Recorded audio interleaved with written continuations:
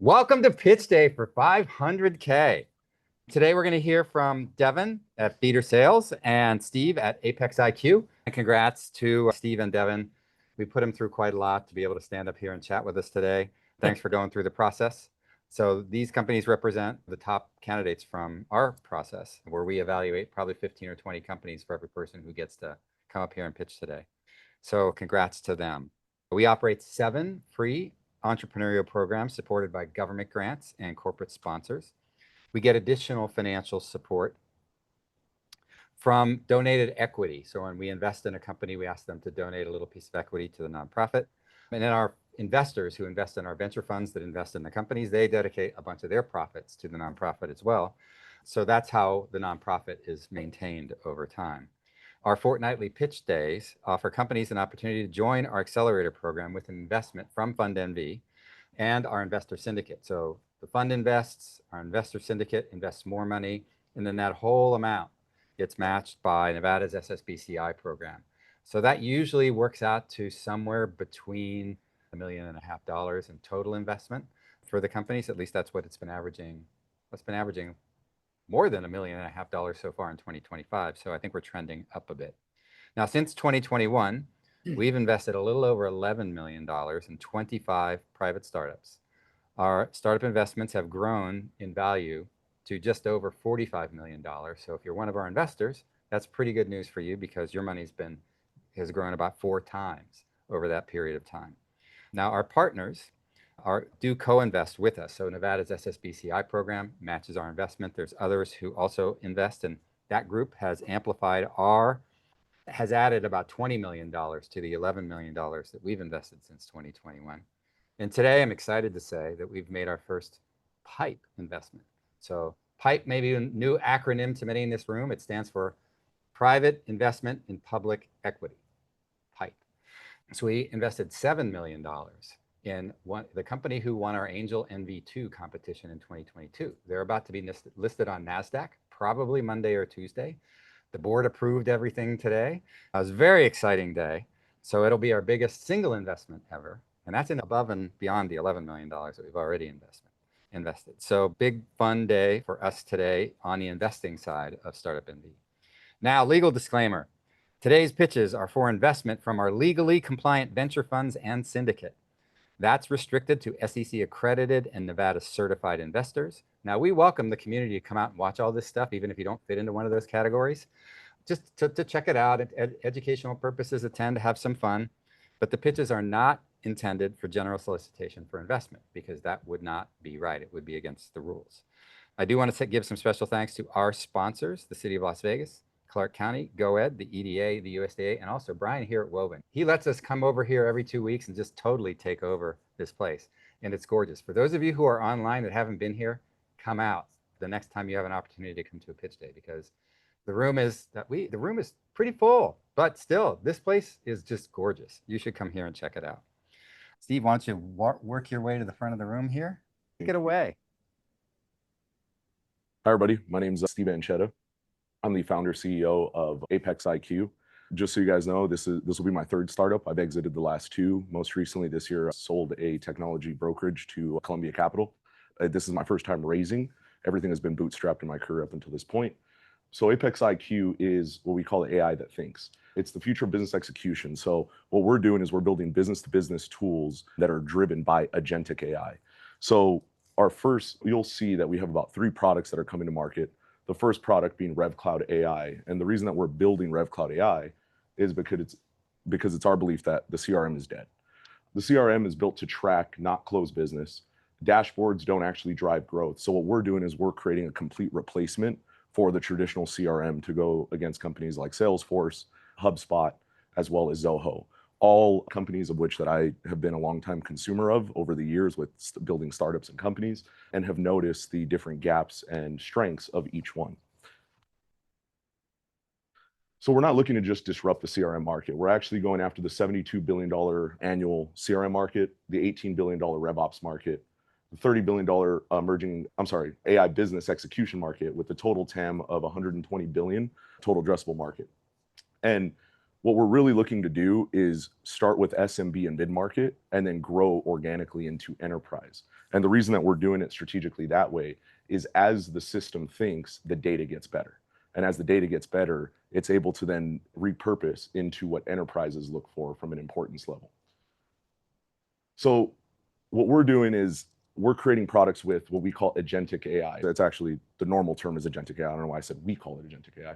Agentic AI. So what you're probably used to is ChatGPT, Anthropic's Claude, Google's Gemini. Those are assistive AI tools, meaning that they need human data in order to create some sort of task. And they don't do the task autonomously. Usually they ask for permission before doing something. Agentic AI takes it a step further. Agentic AI actually learns by doing and does autonomously.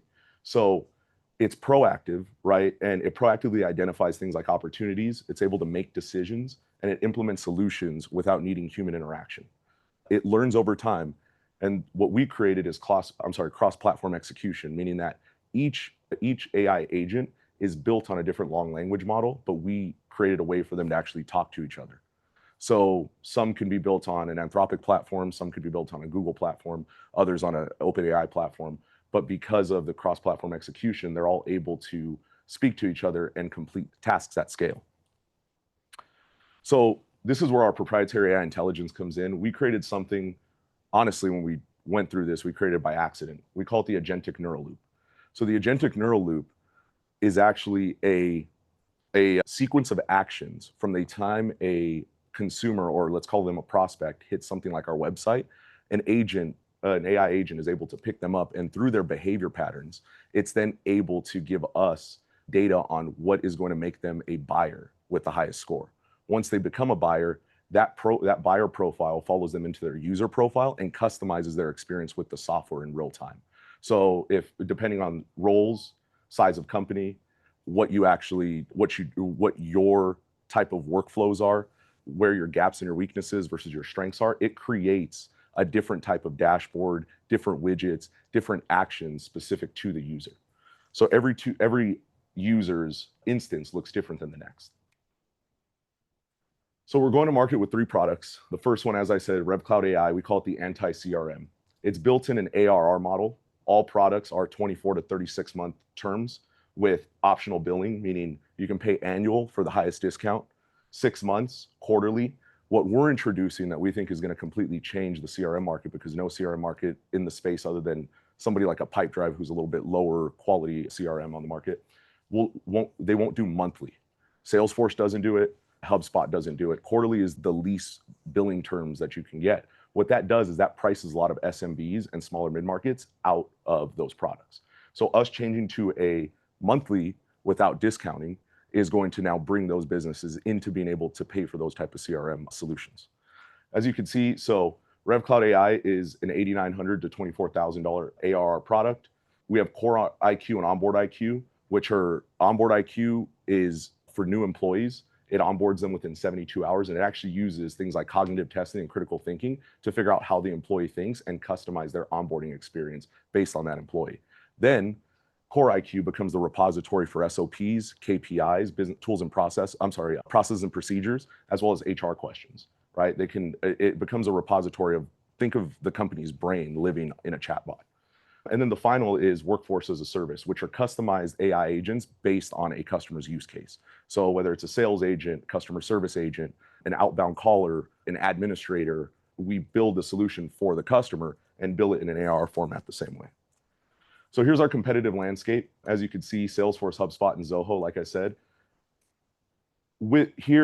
As you can see, some of them have AI suggestions, but when it comes to AI execution, agentic execution and down, none of them have been able to figure it out. And I can answer why during the Q&A if somebody asks that question. I just don't want to run out of time here. So the agentic experience, I talked about the agentic neural loop. From the time a consumer clicks on our website all the way to their complete life cycle of that user, they go through the agentic neural loop turns into neuro UX, which actually customizes the experience, everything from renewal to what's important to them. It flashes that all to that specific user. And what's the goal? To get them to renew and continue to do business with us. The final piece of the puzzle is ApexWorks, which is an open source marketplace for approved developers. So developers can go onto our marketplace. they can get certified. Once they get certified, they can actually build their own AI agents. They could sell direct to customer and do profit sharing with us. And they could do it for any use case. They can use some of our templates. The difference between something like that and a Salesforce App Exchange is it doesn't feel like a plugin. It feels like it was natively born into the platform itself. We are built for scale. So everything from, we have a base platform fee for every product. There's per user pricing, and then there's add-on agents based on workflows. And oh, I didn't mention this, but gross margins sit at around 75 to 85% on these products. How we scale. So currently we have what's called the Revenue Accelerator Program. We renamed it to RevXLIQ. It's currently generating about $410,000 annually in revenue. And we have another $210,000 committed on contracts, just not onboarded and billing yet. So in the next 30 days, it'll be somewhere between 600,000 and 700,000 in annual recurring revenue on just the RevXLIQ product. We launched that product 6 months ago. Autonomous sales agent. So we're actually having our autonomous sales agent make cold calls for us and reveal themselves to prospective buyers when they hit our website. Our new website is going to be live in 30 days. That's going to have the full agentic experience. I challenge all you guys to go check it out. It's going to be really cool. The last piece is strategic expansion. So the last company I sold was a company that worked through what we call the agent channel. It's technology advisors that sell technology solutions direct to customer. I have very good relationships with the 5 top distributors, actually the only 5 distributors in the country, who between them have 20,000 agents.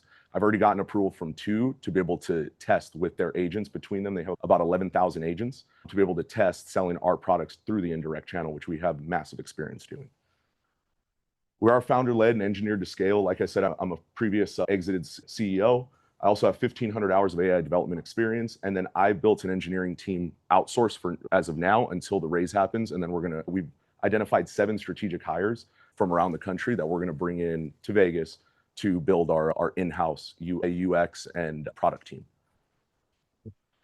Scalable revenue. So our goal is 30,000 organizations by 2029 with 75 to 85% gross margin. No pro services, which is something I'm very passionate about, because if you've ever dealt with the CRM, pro services is a huge cost that a lot of companies cannot take on. And the CRM company doesn't even make a percentage on those pro serve. With the agentic experience, we can actually take the time frame down from 8 to 16 weeks to 3 to 4 days by the time it's ready, because it's actually asking the user questions and building, again, their CRM around their need. Total revenue by 2029. So next year we project, sorry, this is actually live. Next year we project 18 million in revenue with 3.9 in EBITDA.